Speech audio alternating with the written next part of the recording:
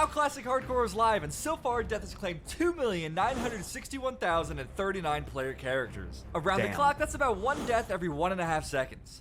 There are plenty of ways to become a ghost, but the top 10 causes of death are doing work, claiming one soul every 10.6 seconds. So, I wonder how these compare to real life figures. How many people die every second in real life compared to World of Warcraft Classic?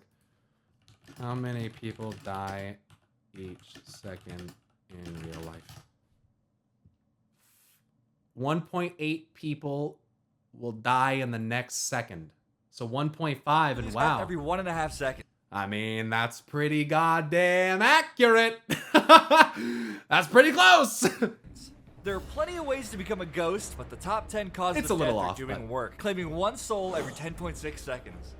So, who are these killing machines? Falls over. Let's take a look at the top 10 deadliest things in Azeroth. So Hogger's gotta be on this list, right?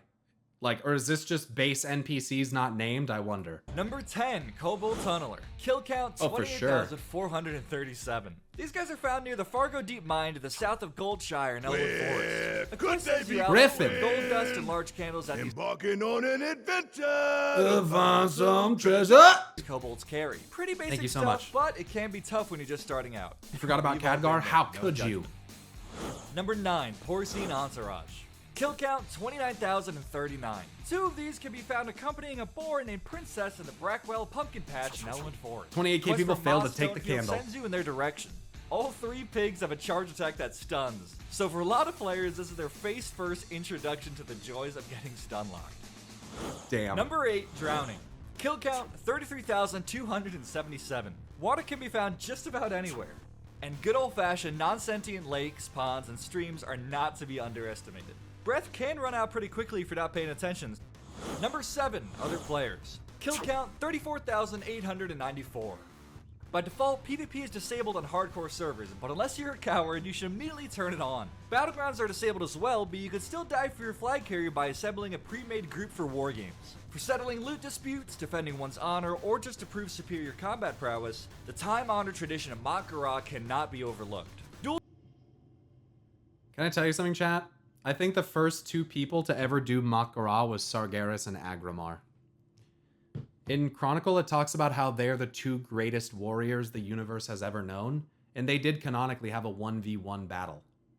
That is Mak'gora. Except in this case, Sargeras let Agramar go. He didn't kill him.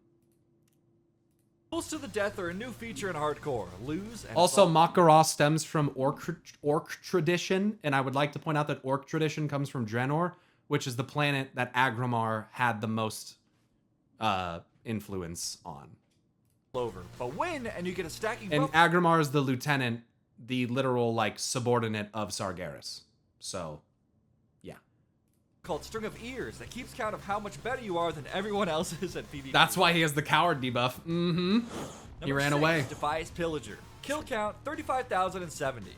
Found in the western part of Westfall, these range casters are not to be taken lightly. Even Ragnaros himself gets jealous about how hard their fireballs hit. Plus, they spawn Defias fast, Pillagers. so That's it might not be a that good idea to surprising. Get off their lawn before you sit down for a drink. None of them have been surprising. Number 5, Oh. Wendigo. Kill count 35,091. These Yeti-like snow monsters can be found in the mountains of Dunbarrow, Dunbarrow. just southwest of Ironforge. Actually, not far from the starting area for gnomes and dwarves. They're found in fairly dense packs, where attacking one probably means gaining the attention of at least a pair at a time. And their Frost Breath is a frontal AoE that can hit multiple targets. 3 of 5 are Alliance Zone mobs, yeah. Just to get to die with your friend.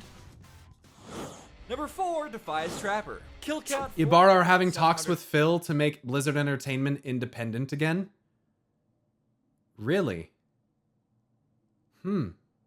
15. These melee mobs can be found all over Central and Northern Westfall. And they've got a backstab ability that hits like a truck.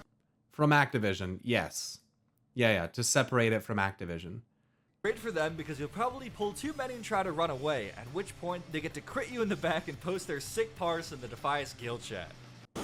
Number 3, Voidwalker Minion. Wow. 44,000. Turns out the Void Lords were the true threat all along. God damn. Turns out the Void Lords really were a threat. 891. Voidwalker minions can be found alongside their Burning Blade Apprentice Summoners in Skull Rock. 2 things about them. 1, they don't despawn when their apprentice dies, and 2, they tend to respawn right as you leave the cave. Thanks for the encouragement. Number 2, Kobold Miner. Kill count 67,717. Kobold miners can be found in the Fargo Deep Mine and the Jasperlobe Mine in Elwyn Forest. Their pierce armor ability reduces armor by 50%. This but is like their all in fire alliance is really what areas, makes dude. them deadly. These are some of the first enclosed areas new players come across, and many just aren't prepared to maneuver safely when fighting. And finally, the number 1 Guesses on number 1? The werewolves in Silverpine Forest. deadliest thing in Azeroth? It's falling. Fallen. Kill count Oh my. 74,273. Of course At it is. about 1 bone-crushing splat per minute, the ground is the deadliest thing around. It's actually pretty easy to fall from lethal heights in Azeroth. And most classes... Just so you guys know, in Final Fantasy XIV, you can't die from fall damage unless you're in combat. So if you jump off of something that's like mega tall, you will not die unless you are in combat. You will go to 1 HP when you hit the ground. So when I came back to WoW, let me tell you something. Fall damage is a thing in World of Warcraft. Whoopsie! can't do anything to save themselves once they misstep. Yeah, if you fall on a if you jump in Final Fantasy and you fall onto a mob, you will die. Like yours pretty much just insta death, because if they hit you for 1, you die. is a lot harder than it looks. And yes, the data really does prove that the elevator boss is incredibly OP. But also, in Final Fantasy XIV, you can't dismount in midair, which is, I think, is fucking lame, dude. I think it's so lame. You know how in WoW, like, you can fly and dismount and your character, like, carries momentum? In Final Fantasy, you can't do that. It takes your mount to the ground and then you get off, which I think is lame. There you have it, the 10 deadliest things in classic hardcore by kill count. Take a moment to slash cry for the 2,961,039 fall that's news, crazy. plus the 182 that died while you watched this. But then rolled a new character and got back in it. Well, with all my pauses, it's got to be at least like 364. Yeah. Next time, but until then, remember to party up, watch your step, and stay safe out there. For Azeroth. Wait, how? You cease momentum instantly? No, you don't get off the mount. Your mount stops and then it goes down to the ground and then you get off your mount. Like, you physically cannot get off of your mount in the air in Final Fantasy XIV.